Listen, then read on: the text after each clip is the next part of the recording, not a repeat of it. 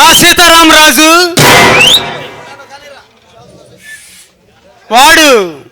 వాడి తమ్ముడు ముగ్గురు ఒకటయ్యి మనల్ని లేపేద్దామని ప్లాన్ గీస్తున్నారు.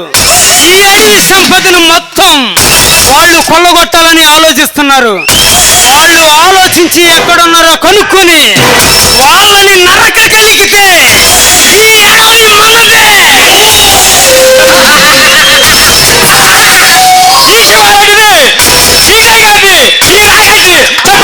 పుట్టారంటావా? ఆ పరశురాంగాడు, ఆ నరసింహగాడు, ఆ శివగాడిని పట్టుకొని మనం నరికేయాలి. ఏమంటావు రాకేష్?